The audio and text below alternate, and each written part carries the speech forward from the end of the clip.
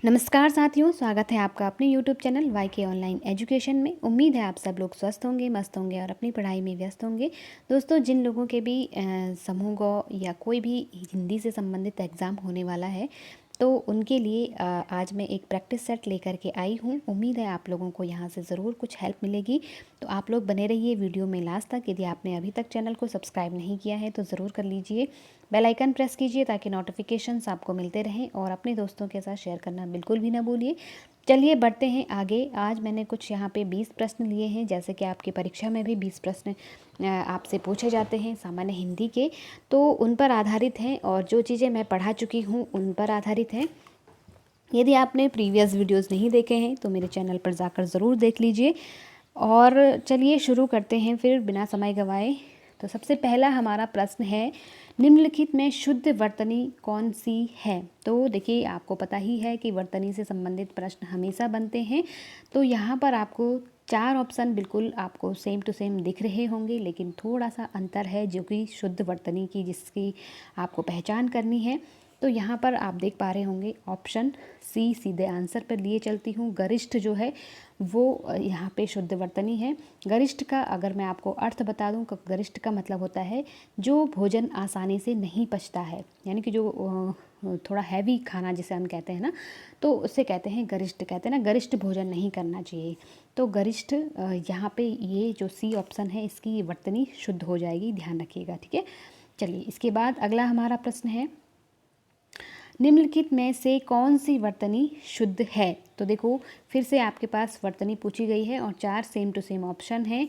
तो आपको बताना है कि 4 में से कौन सी वर्तनी शुद्ध है।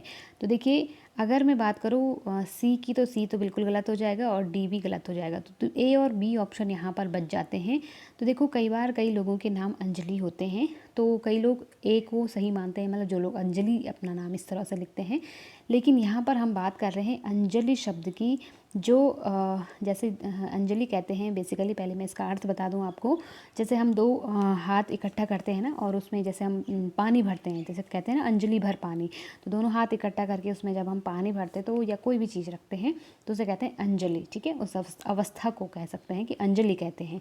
तो यहाँ पर बी ऑप्शन इसका राइट हो जाएगा। अंजलि जो हम जिसकी बात कर रहे हैं, दोनों हाथ जोड़ करके जो इकट्ठा करके जो अवस्था होती है उसे अंजलि कहते हैं। तो यहाँ पर इसका बी ऑप्शन सही हो जाएगा, ठीक है। चलिए, इसके बाद तीसरा प्रश्न हमारा है, इनमें से शुद्ध वर्तनी का शब्द है। तो देखिए, फिर से आपसे वर्तनी पूछी जा रही है और बहुत इंपॉर्टेंट है। तो देखो, मैथिली शरण गुप्त जी के बारे में आपको पता ही है, हिंदी साहित्य के बहुत बड़े कवि हुए हैं। तो यहाँ पर उनकी जो वर्तनी है अक्सर हम लोग गलत कर देते हैं। मैथिली शरण गुप्त जो है लिखने में भी हम लोग गलत कर देते हैं। तो सीधी सी बात है, यहाँ पे सी ऑप्शन इसका सही आंसर हो जाएगा, मैथिली शरण गुप्त, ठीक है। 2 मात्राएं यहाँ पे मै में लगती हैं, छोटी ई की मात्रा आपकी थौ में लगती है, बड़ी ई की मात्रा आपकी ली में लगती है। तो अगर आपको नहीं समझ में आता है तो आप इसी जो शब्द है इसको बार बार लिखिए और उसको देखिए गौर से, फिर आपको याद हो जाएगा, ठीक है। अगला प्रश्न है हमारा, निम्न में से शुद्ध वर्तनी वाला कौन सा शब्द है। तो बताइए, शुद्ध वर्तनी किस शब्द की है। फिर से 4 सेम ऑप्शन। देखो, यहाँ पर तो आपको बहुत इजी लग रहा होगा, लेकिन जब एग्जामिनेशन हॉल में सेम इसी तरह के प्रश्न आपके बनते हैं ना, और वहाँ पर क्योंकि हर कोई थोड़ा दबाव में रहता है कि कैसे हम अपने आंसर तक पहुँचें, और कई बार हड़बड़ी में क्या होते हैं, क्वेश्चन गलत हो जाते हैं। तो आपको क्या करना है, क्वेश्चन को बहुत ध्यान से पढ़ना है और अभी से मतलब इतनी अच्छी प्रिपरेशन आपको करनी है कि वहाँ पे आपकी गड़बड़ होने की कोई चांस ना रहे। तो अगर ये कैसे होगा, तो ये आपका कैसे होगा, जैसे मैं आपको आंसर पे लिए चलती हूँ, इसका सीधे से आंसर होगा अनधिकृत। तो देखो, 3 ऑप्शन भी आपको मिलते जुलते लग रहे हैं, लेकिन जो सही ऑप्शन है वो डी है। और इसको आपने कॉपी पे लिखना है, नोट डाउन करना है और इसकी बार बार प्रैक्टिस करनी है, ध्यान से इसको देखना है, अपने दिमाग में इसको छाप देना है, फिर जा कर के आपको ये समझ में आएगा और फिर आपकी गलती नहीं होगी, ठीक है। चलिए, अगला हमारा 5वां प्रश्न है, सुंदर शब्द का पर्यायवाची है। तो बहुत बार पूछे जाते हैं पर्यायवाची भी, मैं आपको ट्रिक के ज़रिए मैंने आपको पढ़ाए भी थे। अगर आपने नहीं देखे हैं तो ज़रूर देखिए, क्योंकि पर्यायवाची आपसे हर बार पूछे जाते हैं, बहुत इंपॉर्टेंट होते हैं। तो देखिए, सुंदर शब्द का पर्यायवाची है, तो आपको बताना है। यहाँ पर ए ऑप्शन जो है इसका राइट आंसर हो जाएगा। चारू जो शब्द है इसका मतलब होता है सुंदर, ठीक है। तो यहाँ आपको ध्यान रखना है। चलिए इसके बाद हम बात करेंगे छठे प्रश्न की। तो यहाँ पे आपसे पूछा जा रहा है इनमें से कौन सा शब्द पार्थ का पर्यायवाची है। तो सबसे पहले मैं आपको बता दूँ, पार्थ कहते हैं अर्जुन को। आपने महाभारत अगर देखी हो, सुनी हो या पढ़ी हो, तो उसमें जो श्री कृष्ण हैं वो अर्जुन को अपना सखा मानते थे और उसको पार्थ नाम से पुकारते थे, ठीक है। तो यहाँ पे सीधी सी बात है, ऑप्शन डी इसका सही आंसर हो जाएगा। पार्थ यहाँ पे किसका नाम है, अर्जुन को यहाँ पे पार्थ कहा जाता है, ठीक है। चलिए इसके बाद सातवां हमारा प्रश्न है निम्नलिखित शब्दों में कौन सरिता का पर्याय नहीं है। देखो, एक शब्द आपको आपके सही आंसर से भटका सकता है, एक मिस्टेक कह सकते हैं, ठीक है। तो हमेशा आप क्या करो, क्वेश्चन को जब भी पढ़ते हो तो अच्छे से पढ़ो, क्योंकि हम कई बार इतने दबाव में होते हैं कि हम लोग नहीं को ही पढ़ना भूल जाते हैं और हड़बड़ी में गलत कर लाते हैं, है ना। तो आपको ये भी ध्यान रखना है। तो सरिता का पर्यायवाची नहीं है पूछ रहे हैं आपसे, तो सीधी सी बात है, यहाँ पे आपका जो सही आंसर हो जाएगा, देखो, तटनी, त्रिपतगा, निम्ना, तरंगिणी। तो मैं आपको बता दूं यहाँ पे पूछ रहा है नहीं है, तो त्रिपतगा जो है वो गंगा का पर्यायवाची है। एक चीज़ आपको हमेशा ध्यान रखनी है, गंगा और सरिता, सरिता का मतलब होता है नदी, ठीक है। सरिता का मतलब नदी होता है और गंगा एक व्यक्तिगत या कह सकते हैं व्यक्तिगत नदी है, ठीक है, भारत की।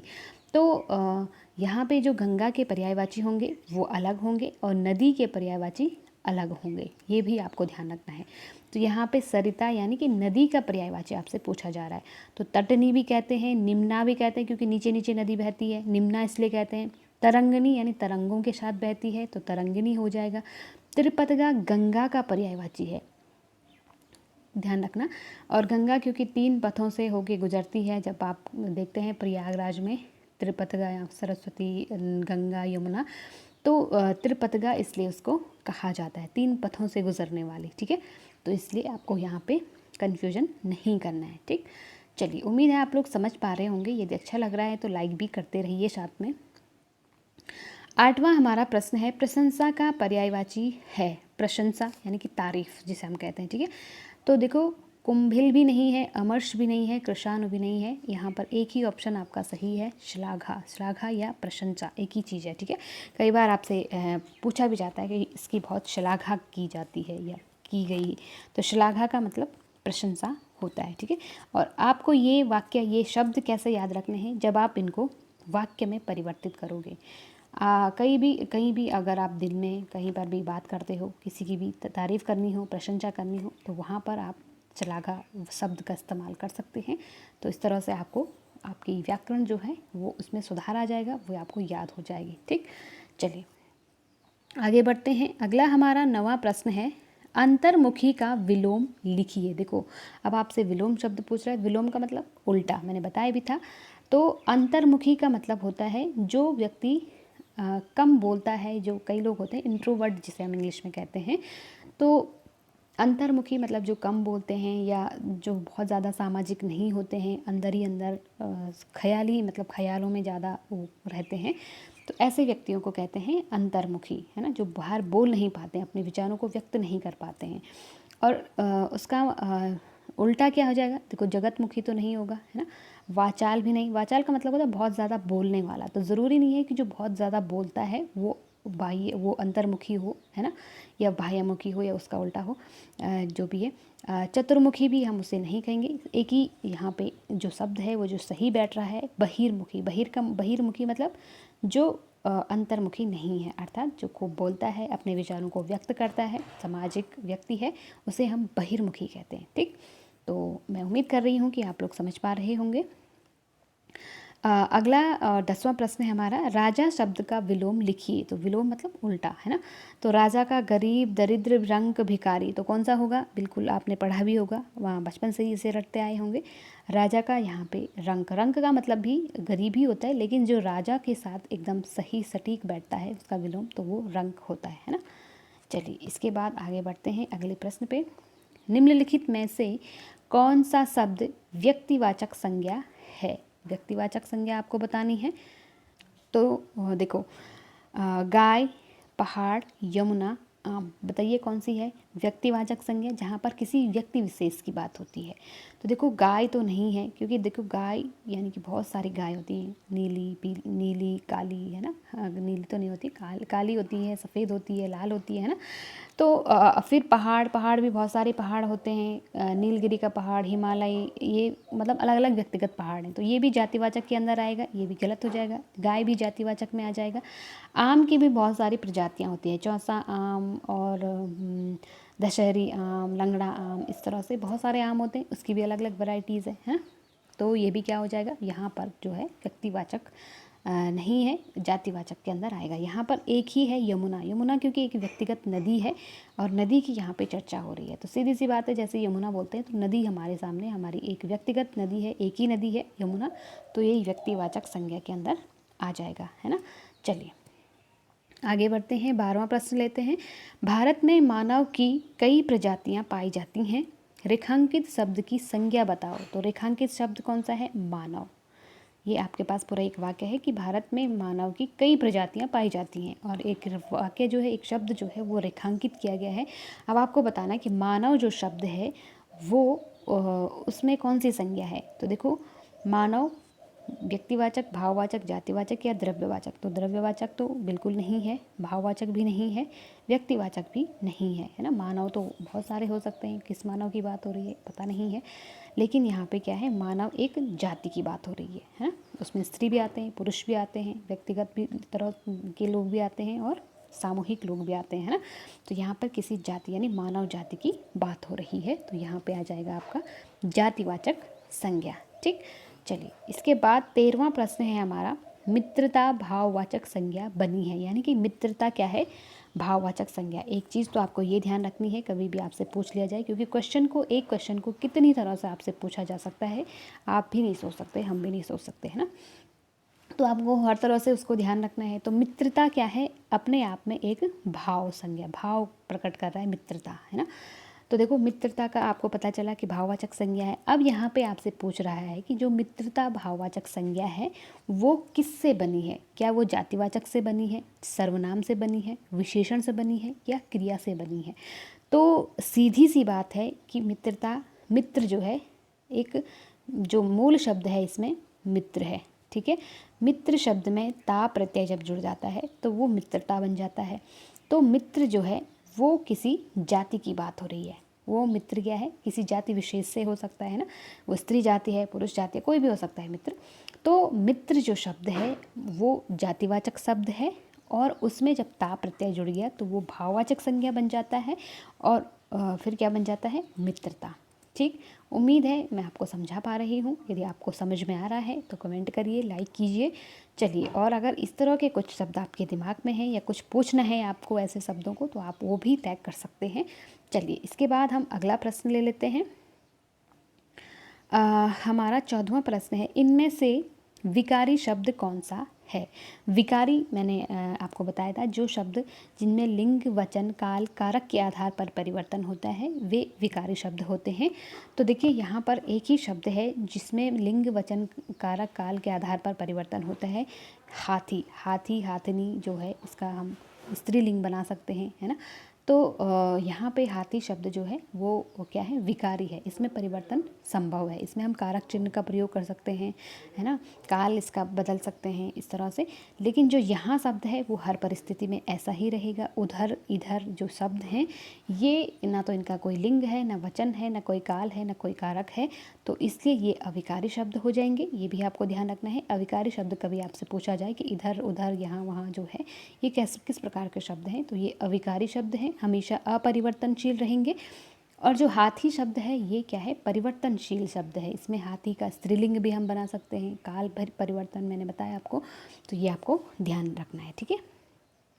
चलिए अगला हमारा 15वां प्रश्न है, शीला ज़्यादा बोलती है, इस वाक्य में ज़्यादा कौन सा क्रिया विशेषण है। देखो अब क्रिया विशेषण के भी भेद मैंने आपको पहले बताए थे। तो आपको बताना है कि जो ज़्यादा शब्द है वो कौन सा क्रिया विशेषण है, क्या वो कालवाचक है या रीतिवाचक है या स्थानवाचक है या परिमाणवाचक है। तो देखो कालवाचक तो नहीं है, क्योंकि ज़्यादा क्या है, काल की बात, मतलब ज़्यादा से हमें किसी काल का पता नहीं चल रहा है। इसके बाद हम बात करें रीतिवाचक, तो रीति का भी यहाँ पे कोई बोध नहीं हो रहा है ज़्यादा से। स्थान का भी यहाँ पे कोई बोध नहीं होता है ना। अगर यहाँ वहाँ ऐसा रहता तो हम सोच सकते थे कि स्थान की बात हो रही है, लेकिन ज़्यादा की बात हो रही है तो ये परिमाण यानी कि मात्रा की बात हो रही है। परिमाण का मतलब मात्रा है ना, ध्यान रखना, परिमाण से आप कन्फ्यूजन मत करना। परिमाण का मतलब होता है मात्रा की, कितनी मात्रा है, ज़्यादा मात्रा है, कम मात्रा है। अब अगर यहाँ पे क्योंकि परिमाणवाचक भी दो तरह का होता है, एक अनिश्चित परिमाणवाचक और एक निश्चित परिमाणवाचक। अगर हम लिखते हैं कि 1 किलो खाती है या 1 आम खाती है या इस तरह से, तो तब वो क्या आ जाएगा, निश्चित परिमाण, क्योंकि एक संख्या बता रहा है ना, फिक्स संख्या बता रहा है। तो वहाँ पे संख्या नहीं है, क्योंकि ज़्यादा, कम, बहुत, अधिक, ये जो शब्द होते हैं ना, जिससे हमें ठीक ठीक पता नहीं चल रहा है। ज़्यादा, कम, ज़्यादा से हमें क्या पता चल रहा है, ज़्यादा का मतलब हम इतना ज़रूर समझ रहे हैं कि ज़्यादा मतलब अधिक की बात हो रही है, लेकिन कितना अधिक है ये हमें नहीं पता। तो यहाँ पे जो सीधी सी बात है, जहाँ पे किसी शब्द की मात्रा का हमें ज्ञात होता है, तो वो परिमाणवाचक शब्द के अंदर, परिमाणवाचक क्रिया विशेषण के अंदर आता है। तो सीधी सी बात है, इसका डी ऑप्शन सही हो जाएगा। ज़्यादा क्या है, परिमाणवाचक क्रिया विशेषण है। ठीक, इसके बाद 16वां प्रश्न है हमारा, के बिना, के मारे, सहित आदि शब्द क्या हैं। तो आपको देखो 3 शब्द यहाँ पे पूछे गए हैं कि के बिना, के मारे, सहित आदि शब्द क्या हैं। तो देखो, क्या वो विस्मयादि बोधक हैं, क्रिया विशेषण हैं, संबंध बोधक हैं या समुच्चय बोधक हैं। तो देखो ये जो शब्द हैं ये क्रिया विशेषण के भाग हैं, यहाँ पे आपसे पूछा जा रहा है। तो देखो विस्मयादि बोधक तो नहीं है, क्रिया विशेषण भी नहीं है, समुच्चय बोधक भी नहीं है। ये अव्यय, अविकारी जो शब्द होते हैं ना, उनकी बात हो रही है, अविकारी शब्दों के भेद हैं। तो सीधी सी बात है, संबंध बोधक शब्द ये हैं। अब कैसे होंगे, देखो अगर मैं एक शब्द लिखूं, जल के बिना जीवन नहीं, ठीक है। तो देखो जीवन का संबंध किससे है, जल से है, और इन दोनों का संबंध किस शब्द ने बताया, के बिना शब्द ने बताया। ठीक है, उम्मीद है आप समझ पा रहे होंगे। तो देखो जल का संबंध जीवन से है और इनका संबंध बताया के बिना शब्द ने।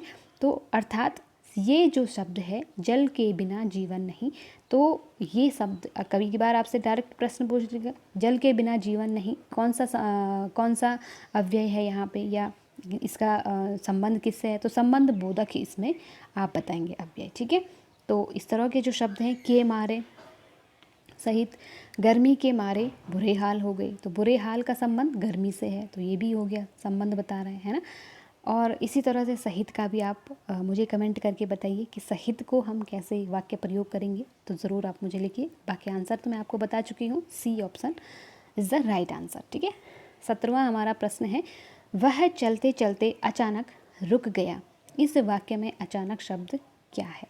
तो बताइए क्या है, विशेषण है, सर्वनाम है, क्रिया है या क्रिया विशेषण है। देखो विशेषण तो यहाँ पे नहीं है, सीधी सी बात है। ठीक है, सर्वनाम भी यहाँ पे नहीं है, क्रिया भी यहाँ पे नहीं है।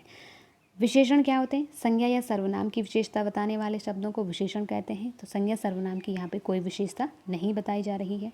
सर्वनाम आपको पता ही है, संज्ञा के स्थान पर प्रयोग होने वाले शब्दों को सर्वनाम कहते हैं। तो यहाँ पे आपसे अचानक शब्द की बात हो रही है, तो यहाँ पे सर्वनाम भी नहीं है। क्रिया, क्रिया मतलब जिस शब्द से हमें किसी कार्य के करने या होने का बोध होता है वो क्रिया होती है। तो यहाँ पे अचानक शब्द से भी आपको किसी कार्य के होने या करने का बोध नहीं हो रहा है, तो इसलिए अचानक शब्द क्रिया भी नहीं है। एक ही शब्द यहाँ पे बचता है, क्रिया विशेषण, यानी कि जो शब्द क्रिया की भी विशेषता बताते हैं उन्हें क्रिया विशेषण कहते हैं। अब यहाँ पे आपको पहले तो ये ध्यान रखना है कि यहाँ पे क्रिया क्या है। तो क्रिया क्या है, रुकना। ठीक है, ध्यान रखना, ध्यान से समझिए, क्रिया क्या है, रुकना। और रुकना शब्द के ठीक पहले शब्द आया है अचानक, ठीक पहले। ठीक है, कोई गैप नहीं है, ठीक पहले पूछा जा रहा है। और वह चलते चलते अचानक रुक गया, तो रुका, लेकिन कैसे रुका? अचानक रुक गया, एकदम से रुक गया। तो जो अचानक शब्द है उसने इस रुकने शब्द की क्या बता दी? विशेषता। वो चल रहा था लेकिन अचानक रुक गया। हम अगर कहते कि वो चलते चलते रुक गया तो फिर तो इसकी परिभाषा बदल जाती। लेकिन अचानक से रुक गया, सीधे चल रहा था अचानक रुक गया, तो जो अचानक शब्द है उसने इस रुक शब्द की क्या बता दी? इस रुकने शब्द की जो क्रिया है उसकी विशेषता को विशेष कर दिया। तो यहाँ पे आपका ऑप्शन डी ऑप्शन क्या हो जाएगा? राइट हो जाएगा। यानी कि क्रिया की भी विशेषता बता रहा है अचानक शब्द। ठीक है, जैसे एक शब्द में अगर बताऊँ कि राधा मीठा गाती है। ठीक है, मीठा गाती है। तो देखिए यहाँ पर जो गाना शब्द है वो क्या है? क्रिया है, क्रिया कर रही है, गाने की क्रिया कर रही है। और मीठा क्या है? उसकी विशेषता है। ठीक है, क्रिया की विशेषता। तो देखो क्रिया, गाने की क्रिया की विशेषता क्या है कि वो गा तो रही है लेकिन कैसा गा रही है? मीठा गा रही है।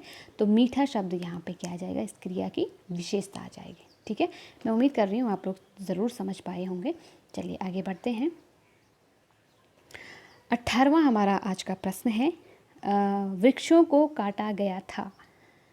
इस वाक्य में कौन सा वाच्य है? तो वाच्य मतलब जो कहने की कला होती है उसे हम वाच्य कहते हैं। वाक्य में जिस भी चीज़ की प्रधानता हो, कर्म की प्रधानता है, कर्म की प्रधानता है या क्रिया की प्रधानता है, उसके आधार पर हम वाक्यों का क्या करते हैं? वाच्य का निर्धारण करते हैं। ठीक है, तो देखो वृक्षों को काटा गया था, इस वाक्य में कौन सा वाच्य है? तो सीधा सा आंसर है कर्म वाच्य यहाँ पे हो जाएगा। जहाँ पे कर्ता के साथ को कारण कारक चिन्ह हो, सीधी सी बात है। इसकी ट्रिक मैं आपको बता रही हूँ, क्योंकि एक तो देखो कर्म की यहाँ पे प्रधानता है। कर्म क्या है? वृक्षों को काटना। ठीक है, कर्ता ने कर्म को, तो कर्ता यहाँ पे गौण है, कर्ता की अप्रधानता है, कर्ता यहाँ पे नहीं है। और कर्म क्या है? वृक्ष है। तो वृक्षों को काटा गया, को कारक चिन्ह आपको दिख रहा है, कर्म की प्रधानता है और को कारक चिन्ह है। तो सीधी सी बात है यहाँ पे कर्मवाच्य हो जाएगा। ठीक, चलिए इसके बाद 19वां हमारा प्रश्न है, न कोई अपने साथ कुछ लाता है, न मरते हुए साथ ले जाता है।